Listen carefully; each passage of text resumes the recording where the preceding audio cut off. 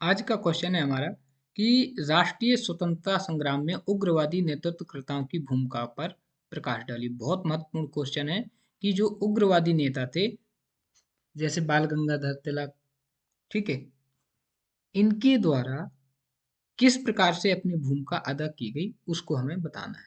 तो आंसर शुरू करते हैं। राष्ट्रीय स्वतंत्रता आंदोलन में उदारवादी चरण, उदारवादी चरण रहता है 1885, यानी कांग्रेस की स्थापना होती है 1885 में। तो 1885 से 1905, 1905 के बाद कांग्रेस में उग्रवादी चरण का प्रारंभ होता है और इसका वजह सिर्फ इतना है कि कर्जन के द्वारा बंगाल विभाजन की घोषणा। कर्जन 1905 में बंगाल विभाजन करता है और बंगाल विभाजन के चक्कर में जो वैचारिक मतभेद होता है कांग्रेस के नेताओं के बीच, उस वैचारिक मतभेद का परिणाम ये होता है कि कांग्रेस उग्रवादी और उदारवादी दो में बट जाती है। तो उदारवादी कहाँ तक रहेगा? 1885 से 1905 तक, और 1905 के बाद उग्रवादी चरण शुरू हो जाएगा। इस चरण में उग्रवादी नेताओं ने उदारवादी नेताओं की असफलता एवं इन नेताओं की प्रणाली को शिक्षा इन नेताओं की प्रणाली को शिक्षा की संज्ञा देकर उग्र कार्यक्रमों को प्रारंभ किया। कुल मिला के शिक्षा नहीं, ये भिक्षा होना चाहिए कि भिक्षा, यानी जो उग्रवादी नेता थे, उनका कहना था कि जो उदारवादी जो प्रार्थना पत्र लिखते हैं अंग्रेजों से अपनी मांगे मनवाने के लिए, निवेदन करते हैं, गिड़गिड़ाते हैं, एक भिक्षावृत्ति है, जबकि उग्रवादी इन सबको नहीं मानते थे। उग्रवादी नेता में मुख्य जो थे उस समय बाल गंगाधर तिलक, लाला लाजपत राय, विपिन चंद्र पाल, यानी आपने सुना होगा लाल बाल पाल। तो ध्यान रखना है, बाल गंगाधर तिलक, लाला लाजपत राय, बिपिन चंद्र पाल एवं अरविंद घोष। तो अब इन्हीं के बारे में एक एक करके पढ़ेंगे कि इनकी क्या भूमिका रही और आपको क्लियर हो जाएगा। तो बाल गंगाधर तिलक जी के बारे में पढ़ते हैं हम कि उग्रवादी नेताओं में इनकी क्या भूमिका रही। तो सबसे पहले राष्ट्रीय विचारों एवं अंग्रेजी नीतियों के विरोध में इन्होंने मराठा, जो अंग्रेजी में था इनका पत्र, और केसरी जो मराठी में था, इन समाचार पत्रों को प्रारंभ किया। मराठा और केसरी, मराठा था अंग्रेजी में, केसरी था मराठी भाषा में। इन दोनों समाचार पत्रों के माध्यम से इन्होंने पूरे देश में अंग्रेजी नीतियों के बारे में लिखना शुरू किया। राष्ट्रीय शिक्षा के प्रसार में के लिए इन्होंने दक्कन एजुकेशन सोसाइटी एवं फर्ग्यूसन कॉलेज की स्थापना की। ये भी बहुत महत्वपूर्ण है। ठीक है, इसके बाद सामाजिक जनजागृति एवं युवाओं को राष्ट्रीय आंदोलन से जोड़ने के लिए बहुत महत्वपूर्ण है इनके द्वारा गणपति उत्सव, जो कि आज भी महाराष्ट्र में आप देखिए गणेश उत्सव किस तरह से मनाया जाता है। तो 1893 में गणपति उत्सव एवं 1895 में शिवाजी महोत्सव को शुरू किया था। तिलक पहले कांग्रेसी नेता है जो अपने लेख के कारण जेल में जाना पड़ा था, मतलब अपने लेखों की वजह से इनकी सजा भी हुई है। 1898 में रैंड एवं एम हर्स्ट की हत्या हुई। इस हत्या के कारण इनको 18 माह का कारावास भी होता है। आगे चल के 1906 के अधिवेशन में इन्होंने स्वशासन बहिष्कार एवं राष्ट्रीय शिक्षा की मांग की, यानी जो बंगाल विभाजन हो गया था उसके बाद जो स्वशासन और राष्ट्रीय शिक्षा, विदेशी का बहिष्कार, इन सब की जो मांग का है उनमें महत्वपूर्ण इनका जो रूल रहता है बाल गंगाधर तिलक जी का रहता है। तो स्वशासन बहिष्कार एवं राष्ट्रीय शिक्षा की मांग का प्रस्ताव पारित हो सका। 1916 में इनके द्वारा होम रूल लीग का गठन किया गया था। तो हम कह सकते हैं कि उग्रवादी विचारों एवं कार्यों के कारण ये बहुत महत्वपूर्ण है, कई एग्जाम में आए कि वैलेंटाइन सेरोल ने भारतीय अशांति का जनक किसे कहा है? तो बाल गंगाधर तिलक को कहा है। उनकी नीतियों की वजह से बाल गंगाधर तिलक को भारतीय अशांति का जनक कहा जाता है। तो काम फिर एक बार आप क्विक रिवीजन करिए। मराठा और केसरी समाचार पत्र शुरू किए, दक्कन एजुकेशन सोसाइटी एवं फर्ग्यूसन कॉलेज की स्थापना, गणपति महोत्सव, शिवाजी महोत्सव, अपने लेखों की वजह से जेल भी गए, रैंड एम एम हर्स्ट एम हर्स्ट की हत्या की वजह से सजा भी हुई इनको, स्वदेशी शिक्षा और बहिष्कार का प्रस्ताव भी पारित करवाया, और होम रूल लीग का गठन किया। तो इतने सारे काम हैं बाल गंगाधर तिलक जी के, तो इनमें से जो भी आपको याद रहे एग्जाम में लिख सकते हैं। अब हम लाला लाजपत राय जी के बारे में बात करते हैं। तो इनको शेर शेरे पंजाब के नाम से जाना जाता है और ये भी प्रमुख उग्रवादी नेता है। इनके समाचार पत्र हैं पंजाबी, वंदे मातरम और दी पीपल, इनके प्रमुख समाचार पत्र हैं। इन्होंने अमेरिका में जाके और इंग्लैंड में जाके भारतीय स्वतंत्रता हेतु जनमत तैयार किया था। 1920 में कांग्रेस अधिवेशन के अध्यक्ष भी रहे हैं। 1920 में all India trade union Congress का गठन भी लाला लाजपत राय जी द्वारा किया गया। और जो कांग्रेस के उदारवादी रवैया था उसको बहुत नफरत करते थे और इसी के चलते उन्होंने सेफ्टी वल्व का सिद्धांत भी प्रस्तुत किया था। और अंत में 1928 में साइमन कमीशन का विरोध करते हुए लाठियों के बार से शहीद हो गए थे। तो ये चीज़ें आपको लाला लाजपत राय जी के बारे में याद रखना है। पंजाबी, वंदे मातरम, द पीपल समाचार और अमेरिका इंग्लैंड में जनमत तैयार करना, कांग्रेस अधिवेशन की अध्यक्षता करना, all India trade union Congress का गठन करना, सेफ्टी वालों का सिद्धांत और अंततः शहीद हो जाना। अगला बात करते हैं बिपिन चंद्र पाल जी के बारे में। तो राष्ट्रीय विचारों के प्रसार हेतु इन्होंने Indian nationalism, the soul of India जैसी पुस्तकों की रचना की।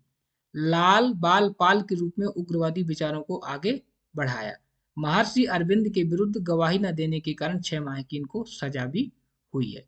तो इसमें इनके बारे में आप लिख सकते हैं कि इनको सजा भी हुई है और इन्होंने उग्रवादी विचारों को बढ़ाया भी है। और साथ में इनके समाचार पत्र हैं इंडियन नेशनलिज्म और द सोल ऑफ इंडिया, ये इनकी सॉरी पुस्तकें हैं जो आपको पता होनी चाहिए।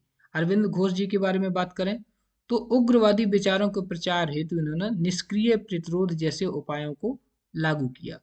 स्वदेशी आंदोलन के दौरान जेल भी गए और अंग्रेजों के विरुद्ध हिंसक प्रतिक्रिया करते हुए अलीपुर षड्यंत्र के घटनाओं में शामिल हुए। तो ये हो गए अरविंद घोष जी के बारे में। अब हम बात करेंगे कि जो लाल बाल पाल और अरविंद घोष जी हैं जो कि प्रमुख उग्रवादी नेता हैं, इनकी क्या उपलब्धियां रही, क्योंकि ये उदारवादियों का तो विरोध करते थे, यानी कुछ ना कुछ इनको खास हासिल होना चाहिए, तो उनके बारे में हम बात करेंगे।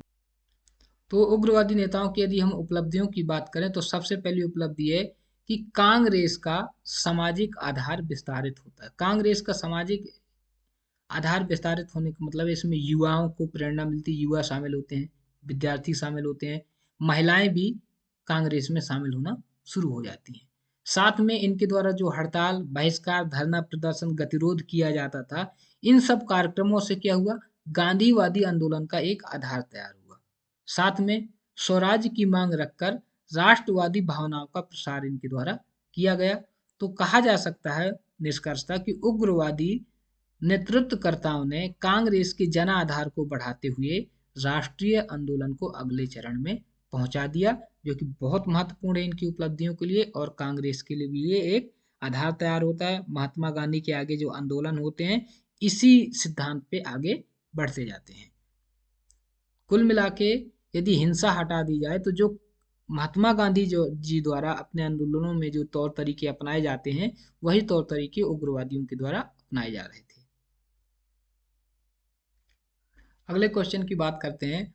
स्वतंत्रता प्राप्ति के पश्चात प्रमुख घटनाओं पर प्रकाश डालिए, यानी भारत जब आजाद हो गया उसके बाद भारत की प्रमुख घटनाएं कौन कौन सी हैं उनके बारे में हम बात करेंगे।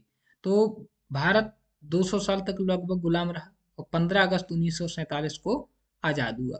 स्वतंत्रता प्राप्ति के पश्चात भारत के सामने कई समस्याएं विद्यमान थी और इन समस्याओं का समाधान भी भारत ने किया, लेकिन उन्हीं को हम एक एक करके बताएंगे। सबसे पहले भारत का विभाजन होता है, हिंसा होती है, लोगों का पलायन होता है, संविधान निर्माण होता है, गांधी जी की हत्या हो जाती है, रियासतों का एकीकरण होता है, भारत की विदेश नीति और पंचशील सिद्धांत, नई आर्थिक नीतियां 1991 में जो लागू हुई, राज्यों का पुनर्गठन।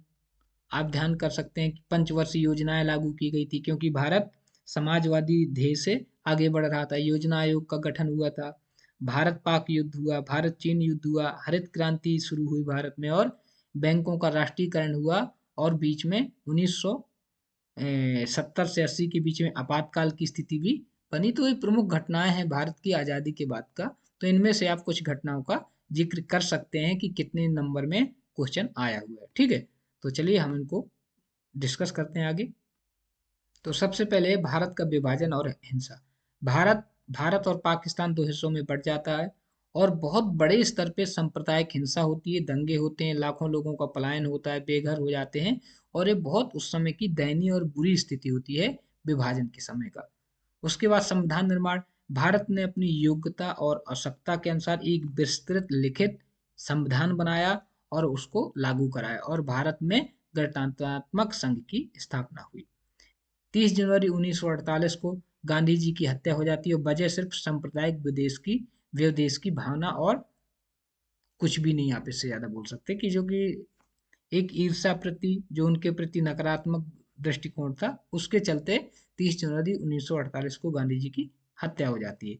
रियासतों के एकीकरण की बात करें तो सरदार पटेल और वीपी मेनन के नेतृत्व में 562 रियासतों का एकीकरण किया जाता है और भारत का भौगोलिक एकीकरण सुनिश्चित होता है। बहुत महत्वपूर्ण है रियासतों का एकीकरण की घटना। उसके बाद भारत में मिश्रित अर्थव्यवस्था के चलते समाजवादी ध्येय के चलते पंचवर्षीय योजनाएं और लागू की जाती हैं और योजना आयोग का गठन होता है। तो भारत में आर्थिक विकास को बढ़ावा देने के लिए पंचवर्षीय योजनाओं को लागू किया गया और सहायता हेतु योजना आयोग का गठन हुआ 1950 में। और ये पंचवर्षीय योजना टोटल 5-5 वर्ष की होती थी और 12 पंचवर्षीय योजनाएं कुल मिला के लागू की गई। जो 12वीं थी वो 2012 से 2017 तक चली और उसके बाद पंचवर्षीय योजनाएं खत्म कर दी गई हैं।